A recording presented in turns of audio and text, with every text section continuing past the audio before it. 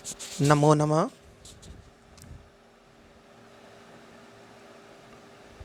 महर्षि अन्नम भट्ट द्वारा विरचित तर्क संग्रह में आप सभी का हार्दिक अभिनंदन। आइए अध्ययन करते हैं तर्क संग्रह का। सबसे पहले तर्क संग्रह के आरंभ में मंगलाचरण किया गया है। किसी भी ग्रंथ की निर्विघ्न समाप्ति के लिए मंगलाचरण किया जाता है, जो कि शिष्ट लोगों में सामान्यतया प्रचलित हैं। अतः शिष्टाचार का अनुकरण करते हुए वो मंगलाचरण कर रहे हैं। प्रिय विद्यार्थियों, आप ये जानते हैं कि मंगलाचरण 3 प्रकार का होता है। आशीर्वादात्मक,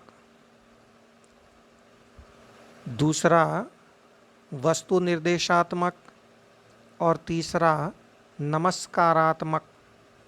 तो यहाँ विश्वेश को नमन किया गया है, इसलिए नमस्कारात्मक मंगलाचरण है। निधाय हृदि विश्वेशं विधाय गुरुवंदनम बालानां सुखबोधाय क्रियते तर्क संग्रह। पहले सामान्य अर्थ। निधाय हृदि विश्वेशम, हृदय में, विश्वेशम निधाय, विश्व के ईश अर्थात शिव को निधाय रख करके, और विधाय गुरु वंदनम, और गुरु की वंदना विधाय करके, बालानाम सुख बोधाय, बालकों के सुखपूर्वक बोध के लिए, न्याय शास्त्र के पदार्थों का ज्ञान कराने के लिए, क्रियते तर्क संग्रह, मेरे द्वारा तर्क संग्रह नामक ग्रंथ क्रियते रचा जा रहा है। इस ग्रंथ के लेखक रचयिता अन्नम भट्ट हैं, जो 16वीं शताब्दी 17वीं शताब्दी के मूर्धन्य न्यायशास्त्री हुए हैं, दर्शन के अच्छे ज्ञाता हुए हैं। इन्होंने तर्क संग्रह लिखा और इस तर्क संग्रह को स्पष्ट करने के लिए स्वयं ही तर्क दीपिका नाम की टीका भी लिखी थी। तो विस्तार से थोड़ा सा इसे और समझ लेते हैं। तर्क संग्रह, तर्क शब्द का अर्थ क्या है कि तर्कयन्ते प्रतिपाद्यन्ते इति तर्काः। तर्कयन्ते, जो तर्कित किए जाते हैं, प्रतिपादित किए जाते हैं, उन्हें तर्क कहा गया है। और वो तर्क हैं द्रव्यादि सप्त पदार्थ, क्योंकि द्रव्यादि 7 पदार्थों को ही यहाँ प्रतिपादित किया गया है। और उन तर्कों का, द्रव्यादि 7 पदार्थों का संग्रह का मतलब है संक्षेप में स्वरूपतः कथन करना। तो उनका संग्रह ही तर्क संग्रह कहलाता है। तो ये तर्क संग्रह नामक ग्रंथ क्रियते यानी रच्यते, रचा जा रहा है श्री अन्नम भट्ट के द्वारा।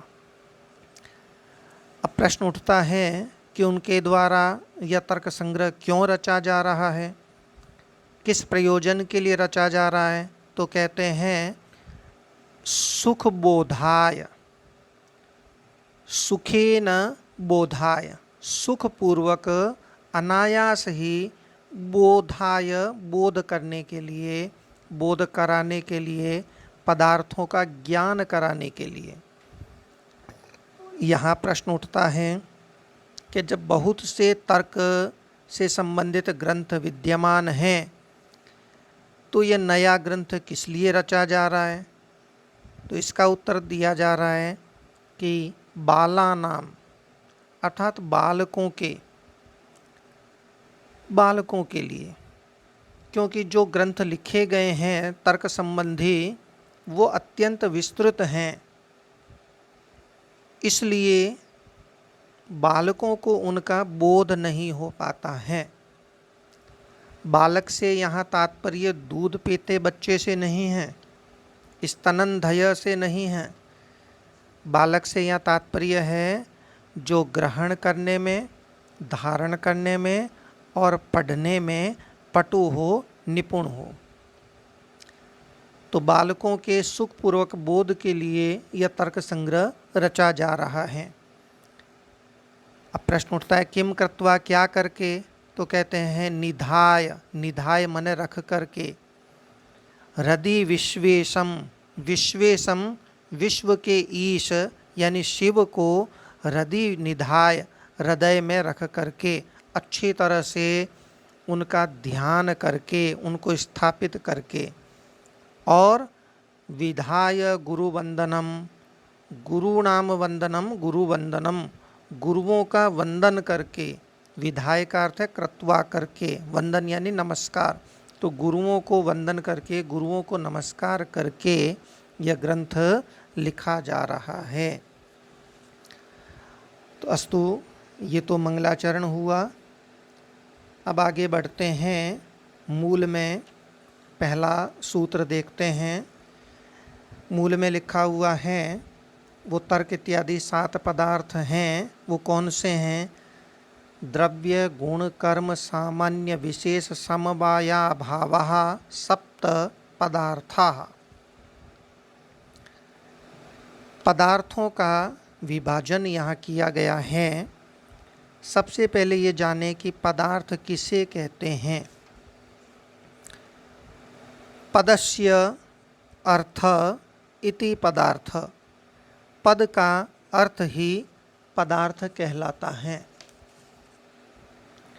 इस व्युत्पत्ति के अनुसार यहाँ अर्थ शब्द का मतलब है अभिधेयत्व, जिसमें अभिधेयत्व हो, अभिधेय यानी नाम, जो नाम वाला हो, जो संज्ञा वाला हो, वही अर्थ कहलाता है। पद का अर्थ ही पदार्थ है। ये पद का, एक पदार्थ का सामान्य लक्षण होता है।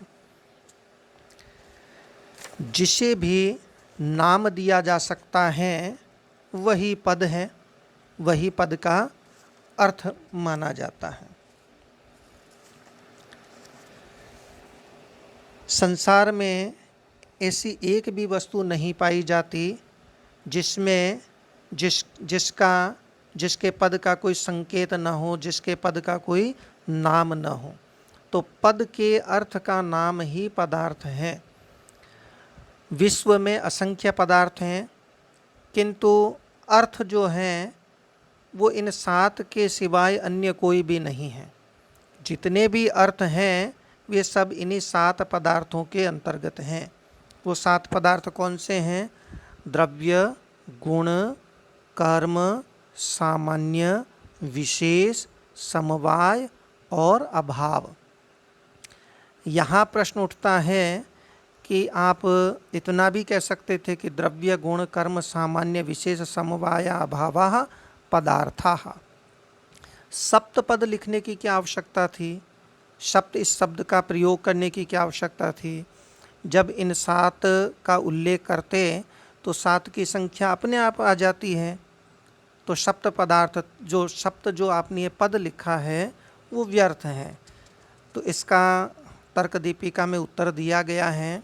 अन्नम भट्ट कहते भी हैं कि यह 7 की संख्या का प्रयोग इसलिए किया गया है ताकि ये स्पष्ट किया जा सके कि पूरे विश्व में 7 ही पदार्थ हैं, 7 से अधिक नहीं हैं।